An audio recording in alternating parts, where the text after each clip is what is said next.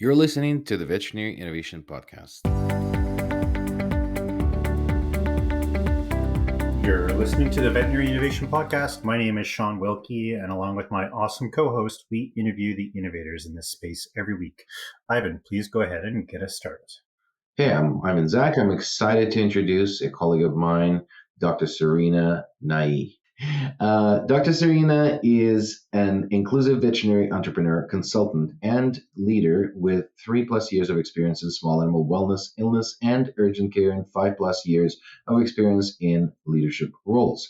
Dr. Nayee is the founder and executive director of Chapter 8, Veterinary Inclusion and Intersectionality Initiative, Inclusive Co., and Vetbulance Community Care.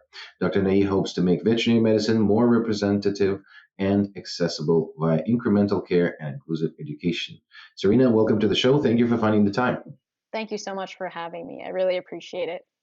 So you have your plate full. There are several initiatives going on. You said there's 3 main ones. And can you tell us a little bit about each one of them? Yeah, absolutely. I'd be happy to.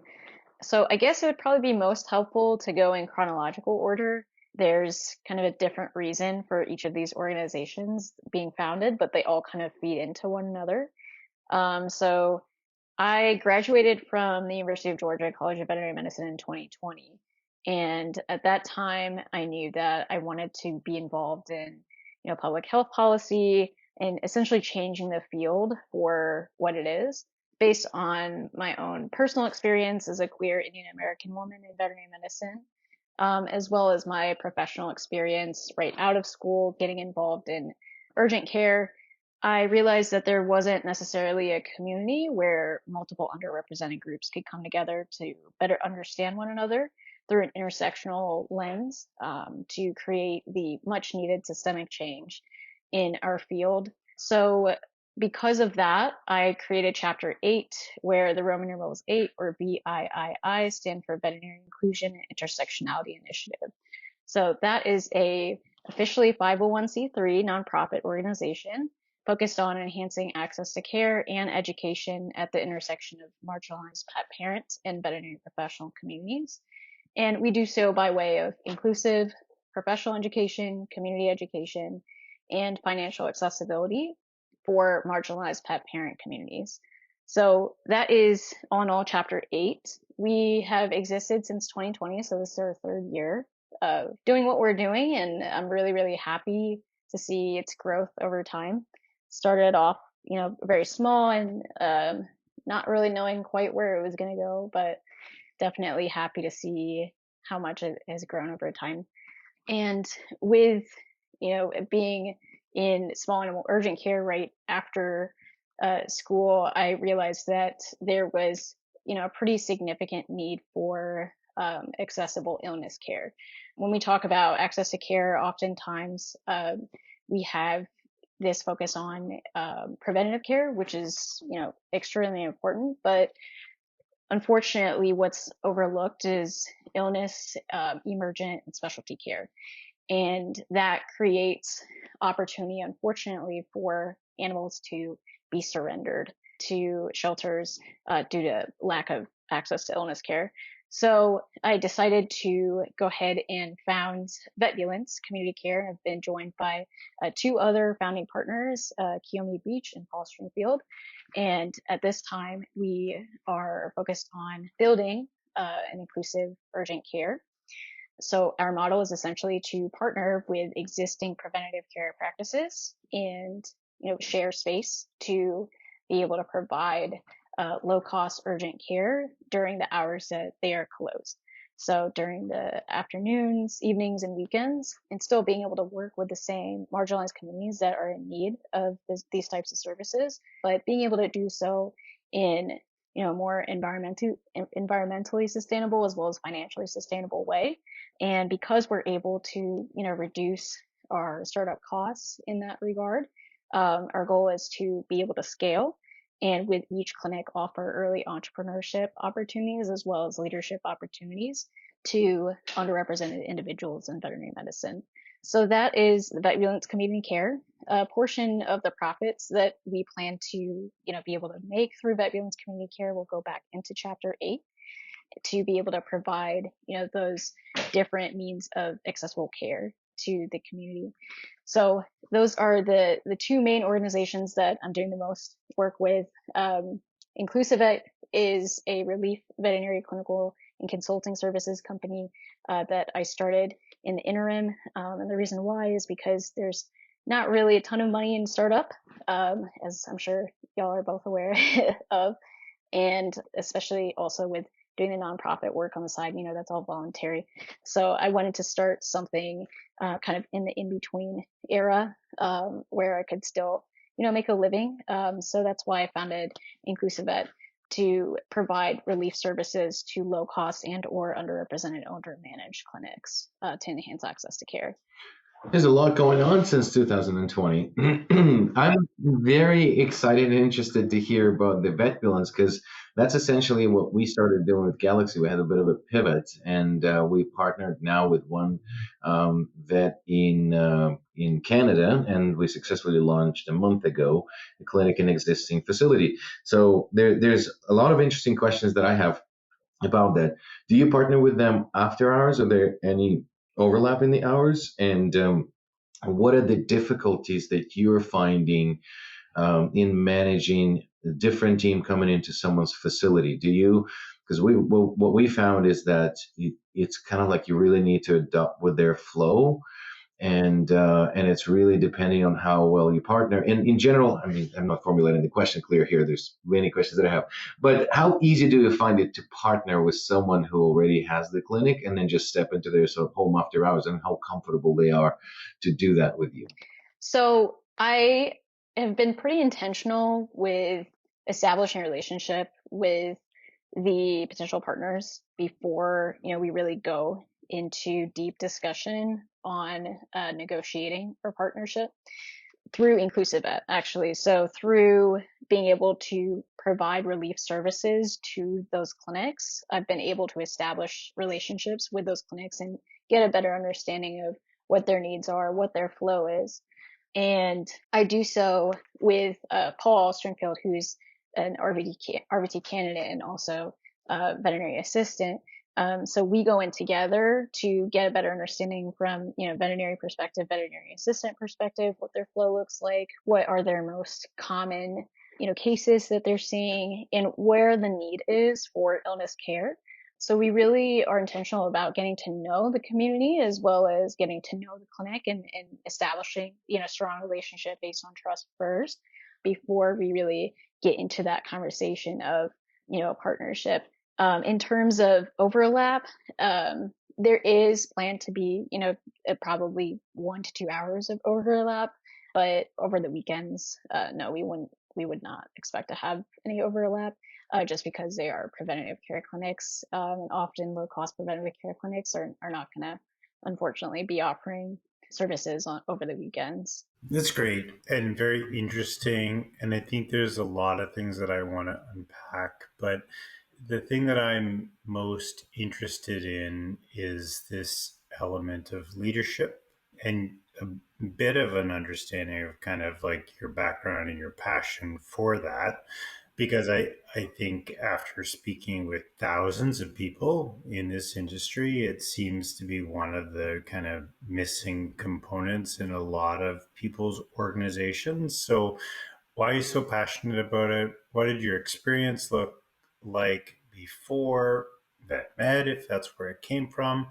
And how are you kind of sprinkling this into everything that you're doing? Yeah, so leadership has always been extremely important to me because of the fact that I didn't always have that representation in leadership. And representation in leadership really allows for strong mentorship, and that, was often something that I felt was missing. I did have really amazing mentors, but oftentimes they were not representative mentors. I think that that's kind of why leadership and representative leadership specifically has always been quite important to me. Before veterinary school, had decided that I wanted to essentially become my own leader. When I was in veterinary school, I decided to try for becoming our class president, and I was able to, have that opportunity, really learned a lot about the value of leadership and, the value of understanding your team as well as community. So I wanted to, take that with me outside of veterinary school as well. I was in small animal urgent care right after veterinary school, and the reason why was actually because of the pandemic happening in 2020 and wanting to just go ahead and take a job that was going to be relatively high paying and close to home. So that's actually how I ended up in urgent care. It was not with the intention of, I love this and I'm going to go do I'm going to go do it. I really actually wanted to do, public health policy, go get a master's in public health. So I ended up, getting involved in urgent care and really took those skill sets that I learned before and applied it to how I provided medicine, and got an early medical directorship opportunity my second year out.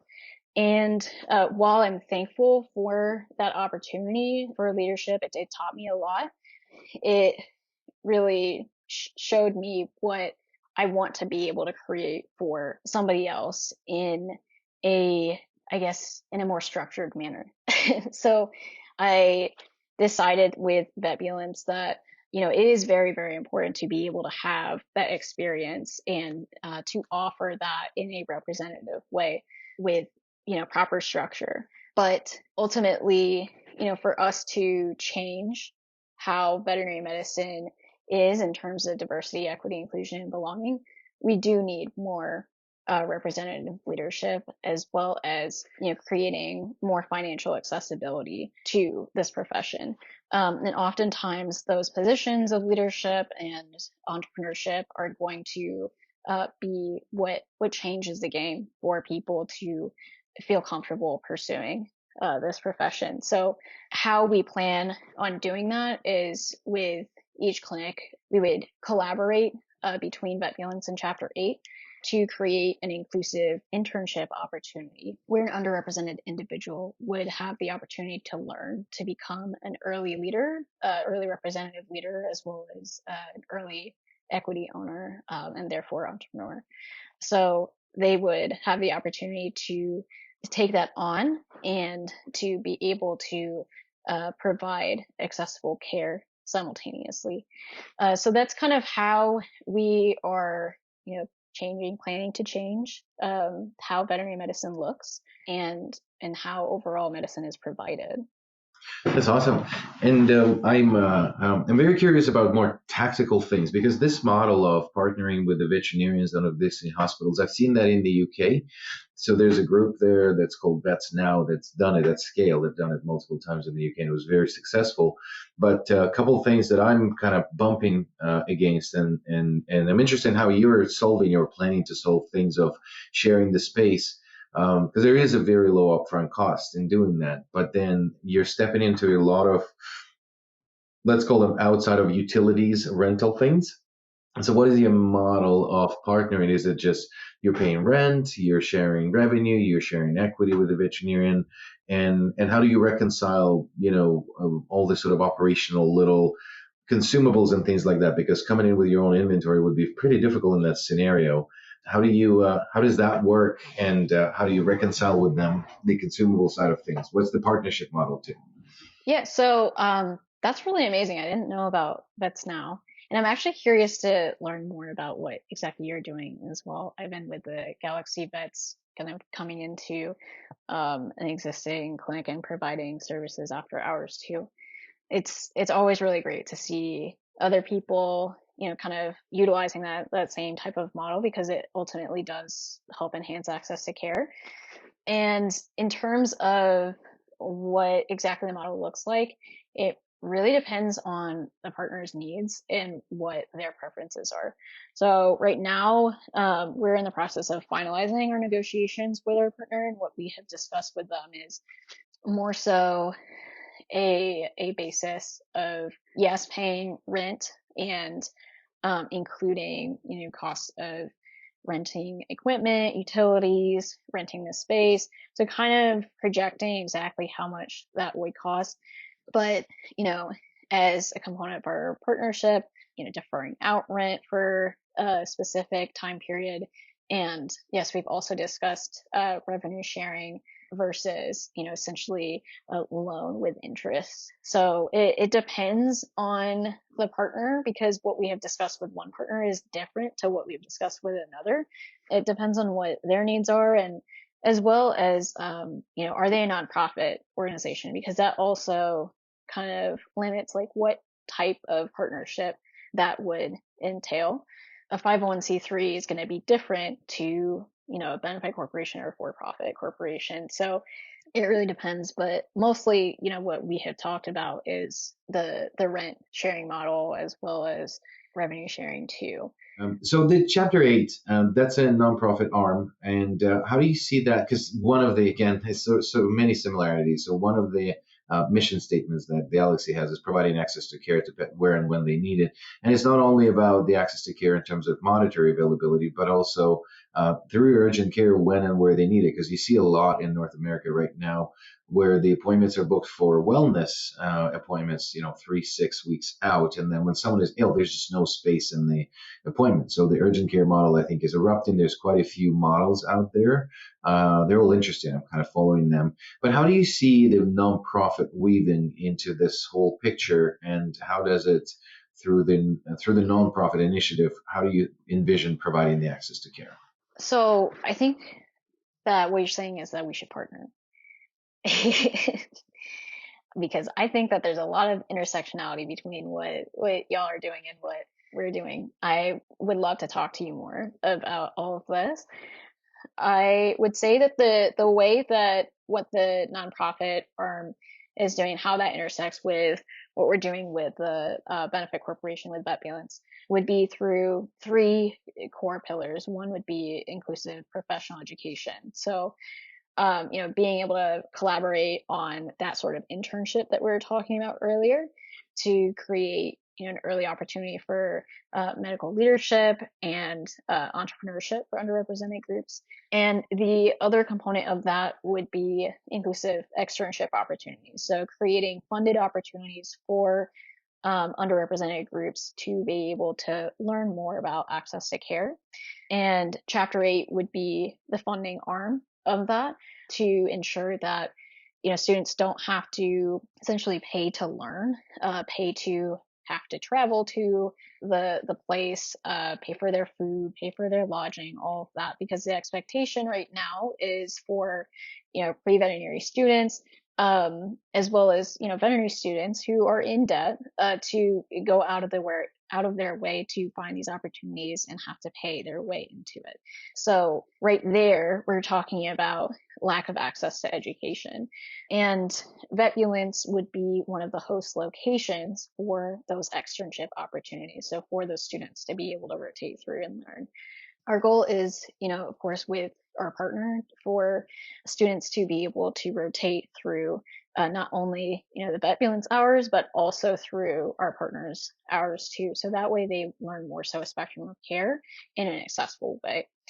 So that is how Chapter 8 and Vetbulance would work together to create those inclusive professional education opportunities. In terms of community education, which would be the second pillar, we would want to be able to provide, pathway events for the community to better understand what the needs of pets are, what common illnesses are, and how to address them, as well as knowing where to go if things come up. So that would be the second pillar. And the third would be financial accessibility. So Chapter 8 plans to partner with Vetbulance to have, essentially a fund for individuals who may not be able to afford, the low cost urgent care. In the case that care needs to be further subsidized, then we have the opportunity to rely on that type of funding on an individualized basis. So creating a more contextualized care plan for those families that are in need of that. Well, so there's education, there's leadership and mentorship, and then there's a partnership and model to actually execute on that. So that's very interesting. But we are coming to the end of our recording. We asked 2 questions usually at the end. And the first question is, what book recommendation, could be a book, TED Talk, video, YouTube video, whatever recently inspired you that you would like to share with our audience? Yeah, sure. The book that I am most recently inspired by and actually still currently reading is Caste. I believe it's by Isabel Wilkerson. The reason why that's been inspiring for me is because of the priority of the intersectional lens to understand caste as it applies to all different marginalized communities. I have a personal connection to caste because that has been such a strong and unfortunately such a strong concept in Indian culture, and really determines social status, and kind of understanding, I guess, the broader terminology of caste and how there's always been a version of caste in each different society, and understanding how that has created inequity, and how an intersectional lens of that can really change what it means to have an equitable and inclusive space, is what keeps me going. That's amazing. So one last question for you. Another innovator that you think we should have on the show? Another innovator on the show. So I would definitely actually recommend one of the other co-founders of Vetbulance. Her name is Kiyomi Beach. And the reason why is because she is also a serial entrepreneur. So she has her own company as well.